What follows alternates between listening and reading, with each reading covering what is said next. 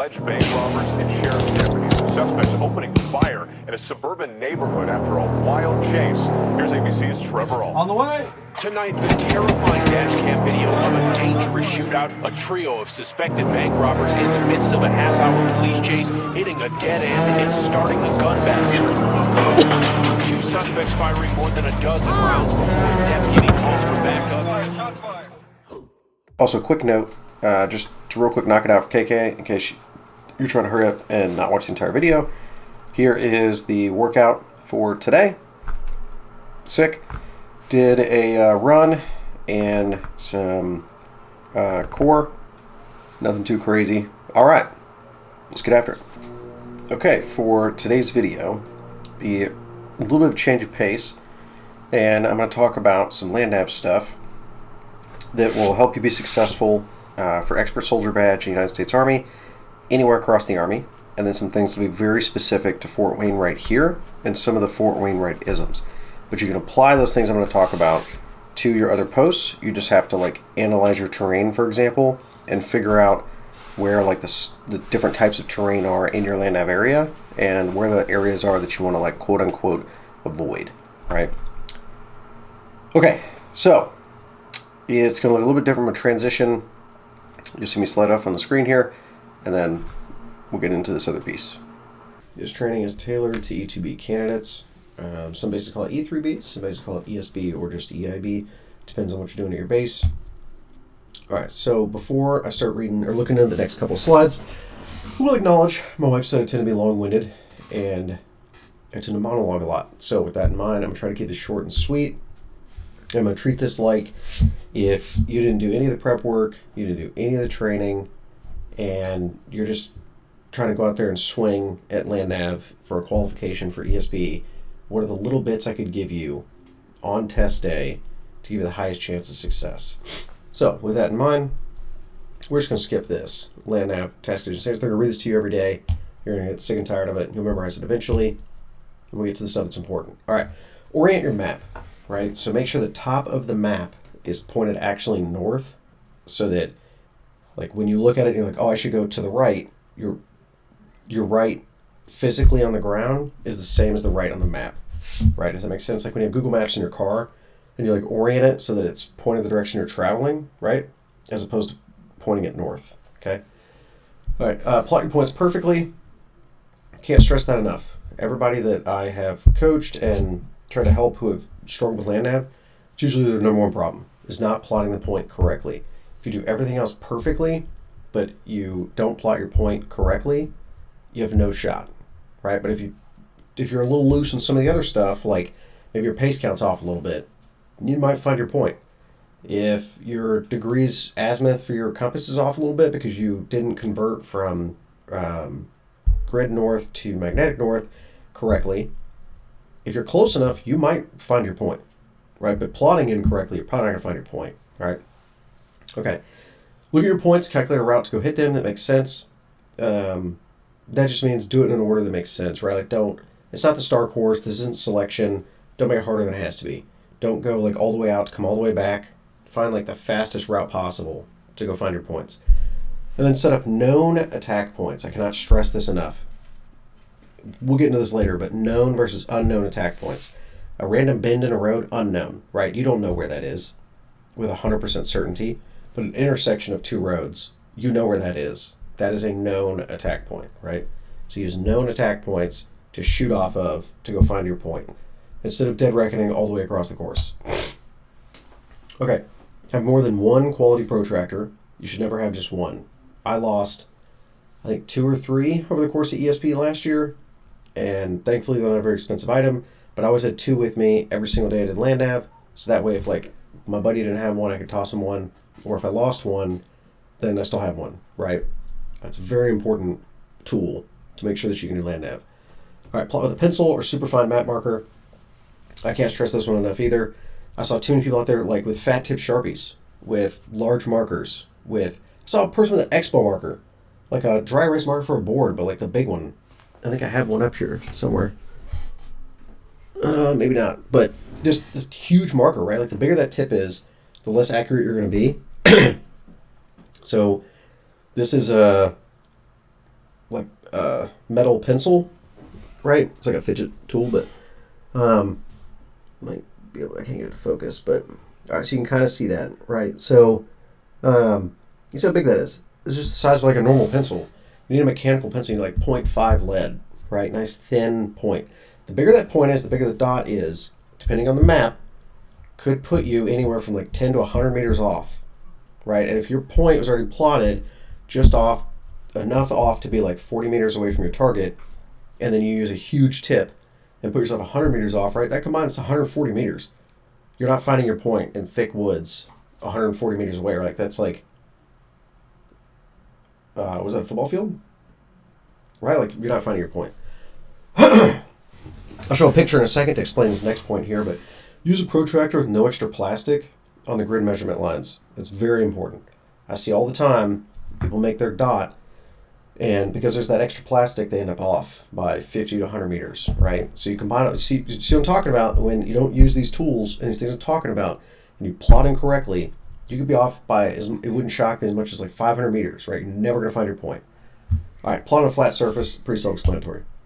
All right, always double check your plotting before going to your first point. I could preach, get the easiest point first, get a win, build confidence, get a W in your belt, put a basketball in the hoop, right? Every time I give this training, I stress the hot hand effect in basketball. And same thing with like football, right? They always take the check down, right? Start getting some confidence, get a couple completions. I'm not a fan of the strategy of go to the furthest point out, because if you burn all that time and you plot it incorrectly and you can't find the point, and whatever happens, right? You trip, you lose your pace count, whatever. You're screwed. You just smoked a lot of time. But if you go to that first point and you can't find it, and you're like, ooh, do I go find a different point or do I stay with this point? It's a much easier decision because you've only used like probably 15 to 30 minutes of your time because you went to the closest point.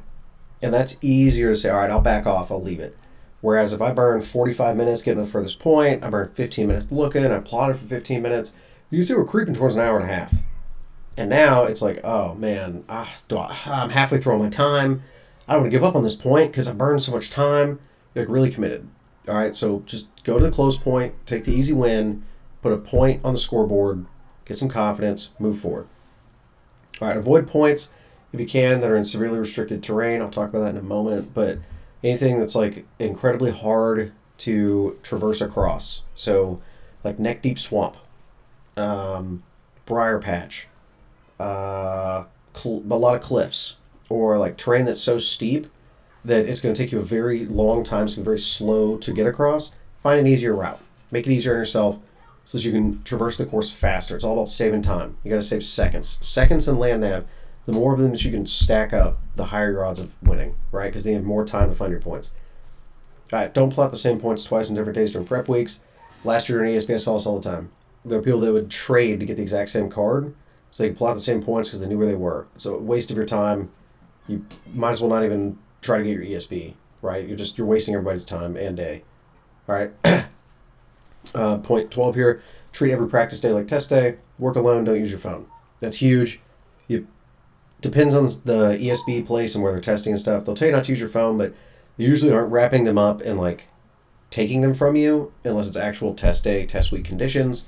I think they do on test-like conditions, but just avoid doing it. Just put it in your rucksack. Don't even worry about it. Just don't use that. You use it as a crutch, and it'll screw you. So just avoid it. Okay. If you aren't on a road or trail, you're probably wrong.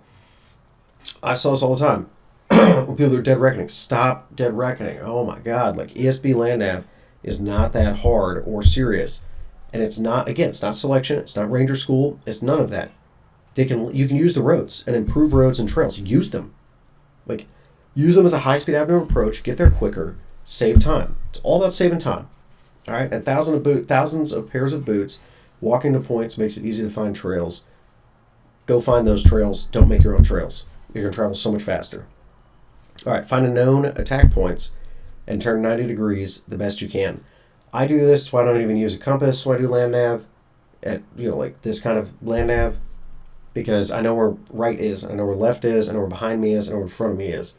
So if I just go to those known attack points where on a map you have like the two roads that come together at a T intersection, and I know like my point is like here, right? And this is the intersection, I'll just go to this intersection and I'll measure up, the 400 meters with my protractor, and then I know it's a 90-degree in. So I'll walk that 400 meters, I'll count out 4 pace counts, and by the time I get to about the 4th pace count, I'll see a trail that's a little goat path, right? It's wider than me, it's like a human and a half wide that goes into the woods. And you're like, it's probably the point. Yeah, it's probably the point. All right, so these rules are simply a way to attack land nav and are by no means the only way to achieve success, nor am I saying like you have to do this to succeed. This is just what really worked best for me and what I've seen work best for a lot of people who have kind of struggled in the past with land nav, which I did too until I learned some of these things. I was not very strong at land nav. I've gotten better over the years as I've mastered these things I'm talking about, right? And the goal is to pass E2B Land Nav. That's what we're talking about. All right. I've stressed this, I think, a lot. Attack points from the closest road. Use the roads, right? Use right angles as often as you possibly can, because again, it's very easy to just know where my shoulder is, right? And where my shoulder is going, right? I couldn't, with accuracy, tell you where 30 degrees is, but I can tell you where right is and left is, okay? Better replot your points and triple check them than only plot once and run. You should at any given time be able to point on a map generally where you are, and if you ever get lost, just breathe, calm down, relax, find a landmark, and continue. Stop spending so much time plotting. Last year, I saw people plot for like an hour, for a good 45 minutes to an hour. They're just wasting time. You either are not interested in getting your ESB, or EIB, or EFMB, or you have no idea what you're doing. Either way, stop doing it.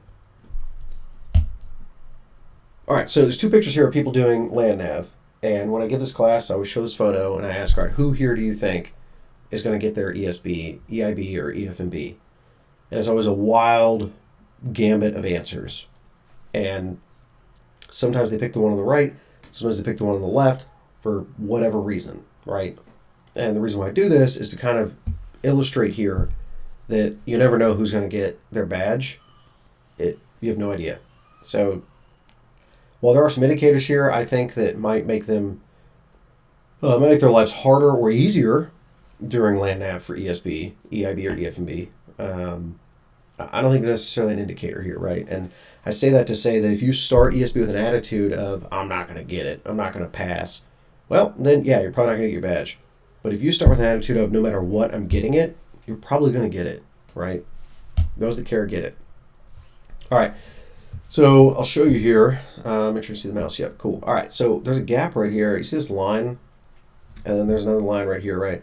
So this gap here and here, right, is the gap between the actual plotting line and where you can physically put a pin mark. So if you put a mark here, right, where my mouse is, you can see if I'm trying to make this mark at, this 1 meter in, right, I'm off by 100 meters. Right, and the same deal here, off by 100 meters. So no matter where I put where I want to actually plot, like let's say my plot was supposed to be here. If I plot with this protractor, my plot's actually going to be in 100 and, up 100, right? So instead of my point being here, it's going to be here. The difference there is you're not finding your point. All right, this is a quality protractor. You can see here, there's no gap. These are pre-trimmed from Ranger Joe's. Not to endorse them at all, but it's a quality protractor. Most clothing and sales, they'll sell a protractor like this. Ranges in price from like $1 to $3, I think. They're not very expensive. Most unit supplies will also have these. Just make sure they're trimmed, right? So see how there's no plastic gap? It's some computer or photography trickery here. I couldn't get a good photo, sorry. But these black lines go all the way to the edge. So if I want to plot here, I'm plotting here, right? So if I put a dot right here, that's where the dot is. There's no gap. All right. What Army Land Nav training is meant for is, all right, hey, you're here, your buddy is here, and you want to conduct this operation and dead reckon to them, and you've plotted your azimuth, right, and you read the degrees here, this is 29 degrees, and need to go from here to there and conduct security, and that's not what Land Nav is, right?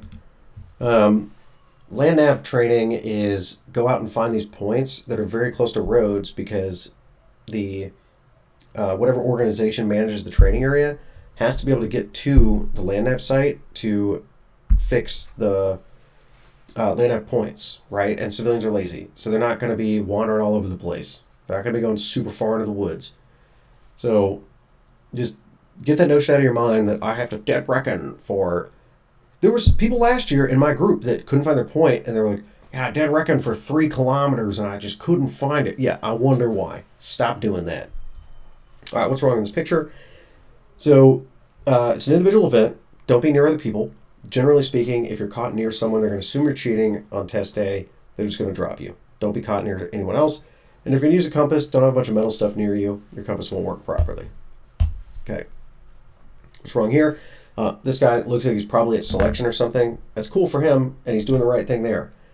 At E2B, E3B, whatever you're doing here, or for what we're talking about, right? Stop wading through the swamp. Stop breaking brush. Stop dead reckoning.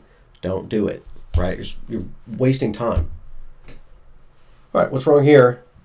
Plot on a flat surface. Dude's plotting on a log. I saw this all the time at ESB last year. And they're like, oh, my plot was off. Oh, wonder why. All right, what's wrong here? Again, I saw this quite often at Land Nav. Don't forget your weapon. At least once a day, somebody lost their weapon.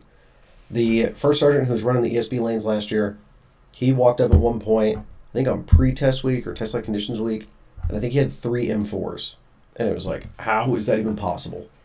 Just strap that thing on you. Don't lose it. If you lose it on test week, you're for sure dropped.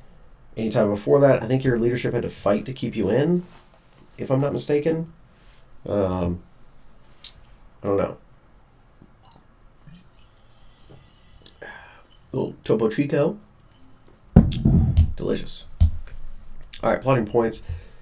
So your grid, when you get it, sometimes they're going to give you everything up here that I'm showing you, right? Sometimes they give you 10 digits. Sometimes they give you just the numbers. This is kind of the minimum, these 8 digits here. All right, first 4 digits of the easting, meaning left and right. Second 4, the northing, meaning up and down. Then you always plot right and up, okay? That's what a military map, like a big one, is going to look like. Generally, it's going to include all this extra information. All that really matters is the scale. You'll see that up here, so you know which part of your protractor to use. And then your grid reference, right? So that you know how much you have to add or subtract based on the magnetic interference in that area. Here in Alaska Fort Wainwright, it's pretty massive. Normally, I don't even screw with that. It's such a marginal amount that I don't really care. But here at Wainwright, I want to say it was like 18 or 20 degrees last year. It changes every year. It's a significant amount. It's enough that you'd be off within a kilometer. And be off by enough you wouldn't find your point. So it does matter. If you're doing land nav in Alaska, I would pay attention to that. Okay.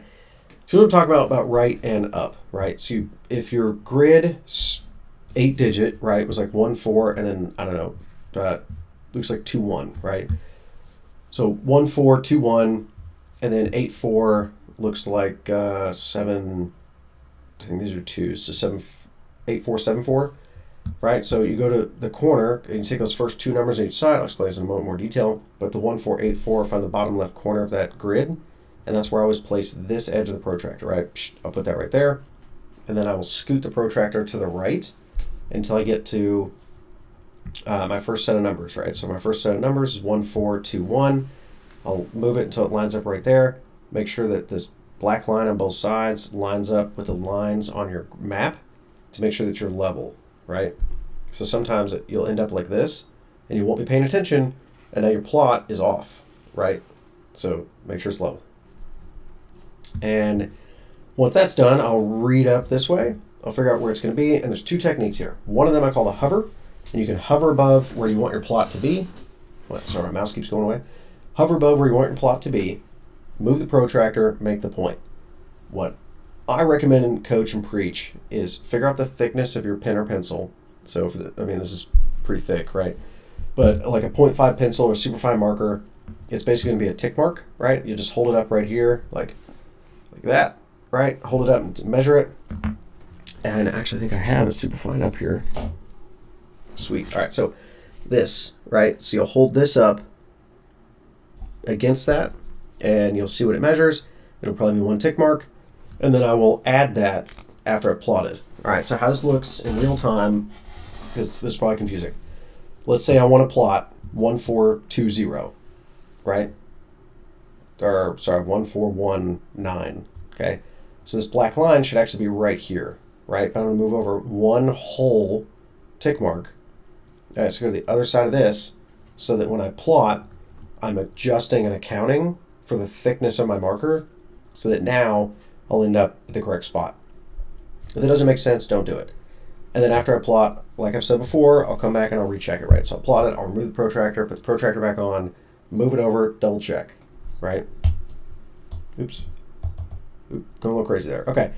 This is your declination diagrams like I was talking about, and it'll show the how much you have to add or subtract, and it'll be written on there, right? So it'll say like GM angle equals X degrees, and you'll be able to tell here, like if magnetic north is here and grid north is here, then you know you have to add, subtract from what's on the map to get to magnetic. And then if it's this way, right, you're going to add. Okay, cool. If you're confused, ask somebody who looks very confident around you, probably has their EIB or ESB. Okay, measuring the azimuth. I don't do this because I don't use my compass, but if you want to do this, right, so you'll square this up. I make sure that these lines here are even and parallel with this. You can see here they're not, right? The gap here is bigger than the gap here. Remember what I was talking about? If it looks like that, you're wrong. Make it flat and level. All right, same deal with this line. Make sure it's flat and level. And then after you've drawn a line from that point to where you want to go, you can measure the degrees here. Use the inside degrees, don't use the outside mils. It's just going to confuse you. So come around here, this is 45, that's 50, so it's like 48, 49, yeah. Okay, the only things I care about are draws and spurs. It's very easy to read on the terrain, very easy to read on your map. And a draw usually is where water would be, right? And then a spur, it usually looks like your fingers, right? It's like right here, like the fingers that are coming out. And so I can usually tell by looking at the map, all right, my point is, 2 spurs ahead of me. It's kind of the equivalent in my mind of like, oh, I got to go 2 more city blocks, right? And so I'll look at the map, all right, 2 more spurs. Look at the terrain in front of me, I'll start walking. All right, I'm walking on a road, remember? Oh, there's a spur. Keep walking, up, there's a spur. So I know in the next draw, in between those 2 next spurs, boom, my point's like down in there in the gully, right? That's how you can like read your map.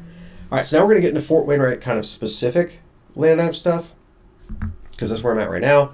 And this is a GPS overlay, or GPS screenshot from the land nav site here. So a lot of what I'm about to talk about will be for this one, but you can do the same thing with your land nav site. I also, during pre-training for ESB, I had this printed in my pocket so I could have kind of a better idea of what I was going into. Right, and here's what I was talking about with those draws, right, and spurs. So here's the draw there, right? There's a draw there, draw here, right? It's where the water's going to flow. And then this is a spur, spur, spur, spur, spur, right? See what I'm saying? Okay, cool. All right, so here is my terrain analysis for land nav site here. You have restricted terrain up here, and I just say that because it's very steep. This is non-restricted, very easy to move through. The kind of yellow areas here, this is a mix of restricted and highly restricted terrain. Down here, this is swamp and muskeg zone. Highly restricted, try to avoid it. I mean, if you get a plot down there, or you get a point down there, like it is what it is, right? But I mean, I wouldn't walk through this.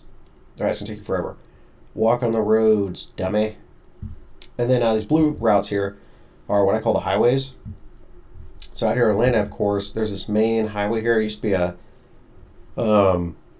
training road where they would like drive vehicles through it. So it's very wide, it's very easy to find, pretty hard to mess up.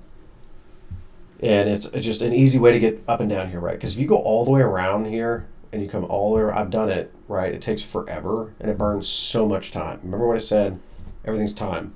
So like if I started and I got like, all my points are down here and I know I got to get down here somehow, I'm either going to come up here and then take this down to, oops, sorry about that. Come down here, and then there's an obvious T intersection here. I'll use it as my known attack point, and then I'll start moving out to go get my points. And I'll come reset at that known attack point to go get each point, right? So some points of interest for this. This is where ESB Land Nav is where you're going to start every day. And then this is the plotting rocks. It's a big formation of rocks where everybody plots their points. I would avoid that because everyone plots there. And again, if you're too close to somebody, they're going to be like, oh, it might be cheating. And you don't want to get dropped for something stupid. Then down here we have Narnia. A lot of people get lost here. So I would do what I can to avoid going there.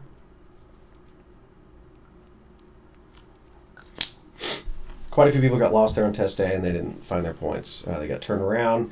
It's hard to tell what way's north in there. I'm just gonna be honest. So I do my best to try to avoid this. If I have a point there, get in, get it, get out. Right? Don't dead reckon through this at all. All right. Known versus unknown attack points. All right. So we already talked about the start point. We talked about the plotting rocks. We talked about Narnia. Okay. Well-known attack point. Right. This clear intersection right here of this road and this road. Remember what I talked about, the T intersection. Right. 5. Is an unknown attack point because there's some random bend in the road that you think is a click from this bend in the road, right? Like how there's no way you can find that with a lot of accuracy, especially if you're not good at land nav, right?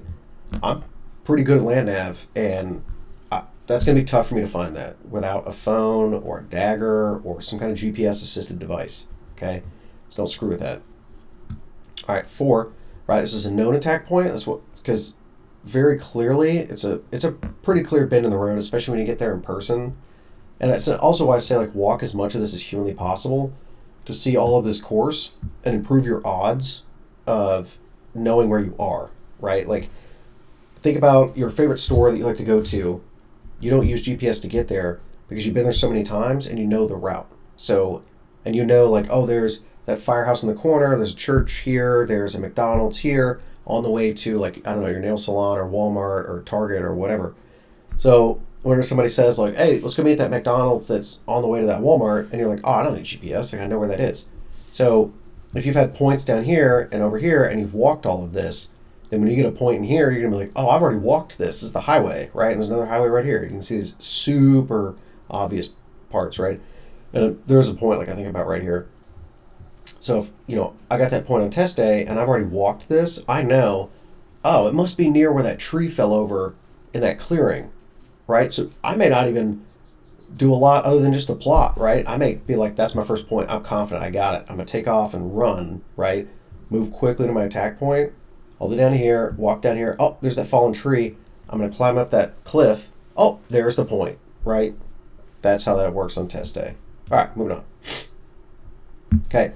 If you get this full super long number, right, this 10-digit number, you can't plot a 10-digit number, so ignore it, right? I just marked out a number on each of them on test day, eliminate the extra info. I know where I am on my map. I know I'm using the correct map, right? I just ignore that, right? So now I'm just looking at the four numbers, 8 digits in total.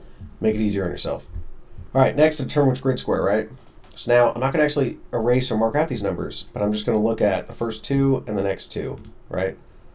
Then I'll place my protractor. Let's get to the map, All right, so then I'll place a protractor on the actual map. When you get your map, this is the map from last year here. I do not know if they're going to use this again or not. Fold it and make it smaller, right? Bring gallon Ziploc baggies with you, by the way. I should have put that in the tips in the beginning. To keep this in and your testing documents to make sure they stay dry, make sure they don't get marked up or damaged, torn, whatever. So I fold this up to make it smaller so it's like pocket size, right? So see, I already folded it.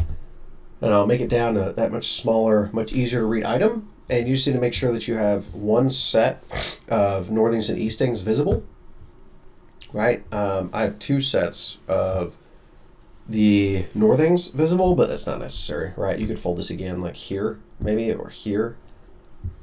I think on test day, I folded it about here last year. And then in between points, I think I folded it in half and just then put it in. So I could take it out, open it up. I could see all of the numbers if I needed it. I can also have it really small. And then you can see this is what the map's going to look like, right? That starting point we talked about is here. Plotting rocks are here. Narnia is here. You can see how steep this terrain is, right? That's why it's called Narnia. Avoid it. All right, so here's some practice points for you over here that I plotted. These are not actual points, so don't worry about like storing these. They're not going to help you. It's just for practice. So you'll plot these points, and you can pause here if you want. Plot those on your own. You can even try and like hand plot them with this. I would use an actual map though. And then after you've plotted them, right, they should be near these numbers. I've intentionally not put the actual dots so that whenever I do this in training and I'm like giving this class, I can jump to this screen and I can go around and kind of, I know where they are because I've plotted them so many times, and I can know if somebody's off or not. But I have found when I give this training that if I pre-put the dots on here, people will just like copy the dots and they don't really learn anything. So I tend to avoid that. All right, so that is the end of my PowerPoint for Land Nav, right? So the most important things that I think you should take with you, if there's nothing else, is use the roads, move quickly, plot faster, use known attack points. Make sure they are known. I can't stress that enough. Known attack points. Use right angles. I would hydrate well. Here in Alaska, you need a lot of bug spray. And I would bring some kind of fast digesting carb like gummy worms. I ate a lot of those while I was doing Land Nav because you're burning a lot of calories. Don't forget your weapon. And yeah, I think those are the big ones. And if you have any other questions, comments, or whatever regarding Land Nav, you can either comment them on this video, or if you know me in real life, you can just hit me up. I'm more than happy to help people with Land Nav. And I anticipate quite a few questions during ESB the first couple weeks of people from these classes that I've been giving leading up to Land Nav this year and leading up to ESB this year. People hitting me up to like, oh, I saw it in person now, and I have no idea what's going on. So I welcome those calls. I know they're coming. And for those that I've already talked to about that, like, like, hit me up. I'm more than happy to help people about Land Nav. I really enjoy Land Nav. I used to hate it, but you know what they say, take your weakness, make it a strength.